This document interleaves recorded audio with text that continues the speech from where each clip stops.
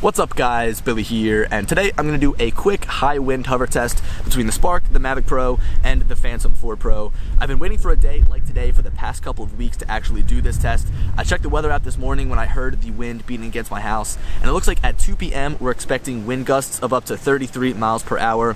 In these types of winds, I would never normally fly my drone. I usually check my weather app before I go out, make sure it's 1, sunny, and 2, going to be some pretty controllable winds, and up to 33 mile per hour winds, I definitely wouldn't even fly. I'm not even sure if the Spark is going to be able to handle those gusts of winds.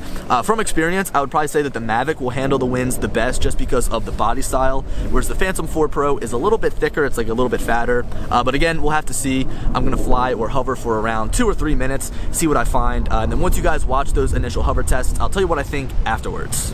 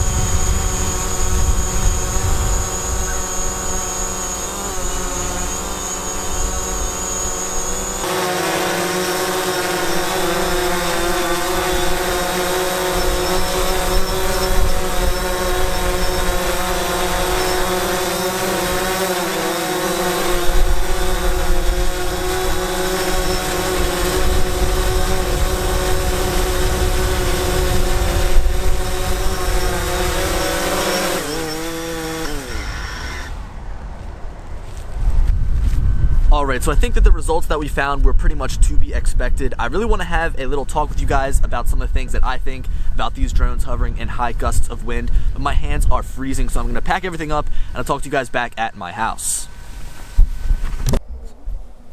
Alright, so my initial thoughts of the entire experiment as a whole is that all 3 drones did a great job at handling the high gusts of wind. Did it get up there to 33 miles per hour like the app said? Probably not, but it was consistently around 15 to 16 miles an hour, high gusts of wind. And I have to give a shout out to the Spark because I thought that that little drone was going to get taken away by this wind, but it did a great job at standing its ground. Now I'm going to go through and play a longer clip of these drones hovering in the high gusts of wind, and I'm going to talk a little bit about some of the things I noticed as I was doing the tests.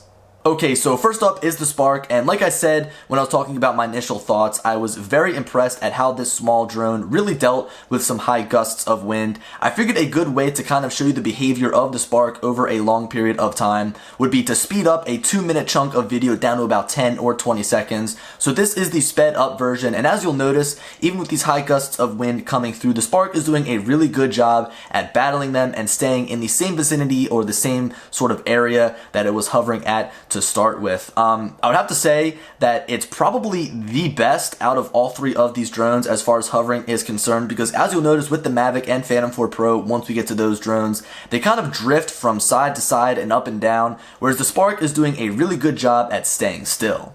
Next up is the Mavic, and I predicted this to be the best drone to hover through high gusts of wind just because of the size and the form factor of the drone itself. If you look at something like the Phantom 4 Pro, it's going to be a little bit easier to catch the wind, whereas the Mavic is like a blade flying through these high gusts of wind, although at the end of the day, I think that it actually performed the worst. You'll notice that it keeps flying up and out of the frame, and I kept having to bring it down. Usually I would try to not alter the actual course of the drone at all, like I wouldn't try to correct it with the sticks, but once it flew out of the frame, I would try to bring it right back down into the middle so that you guys could actually see what was going on and it wouldn't just continue to fly away. But as I said, I predicted this to be the best drone, although it kept flying up and then I had to bring it back down, up and I had to bring it back down. So I would have to say that this actually probably came in 3rd place. Finally, we have the Phantom 4 Pro, and I have to say that this thing really does have some strong motors, so that is a plus when it comes to dealing with high gusts of wind. But the thing that it has going against it is the actual body style. It's almost like a big square flying through the sky, which makes it easy to catch gusts of wind, especially when it's strong gusts of wind, although those strong motors do a really good job at keeping it in place, just like the Spark. Now again, I'm going to speed up this video and you'll notice that it stays lower towards the ground and continues to actually kind of move downwards, and at a point in time time I had to move it towards the top of the frame just a little bit higher, but what I noticed when I did that is that it did a really good job at staying right there in the center and really not moving around whatsoever. Something like the Mavic though, on the other hand, as we saw in the previous clip I played, continued to move up, down, left, and right. Honestly, it was a mess. So I have to say that if I'm going to rank these in terms of best hovering or best at dealing with high gusts of wind, the Spark goes first, which is kind of crazy. The Phantom 4 Pro comes in second, and then the Mavic Pro comes in third.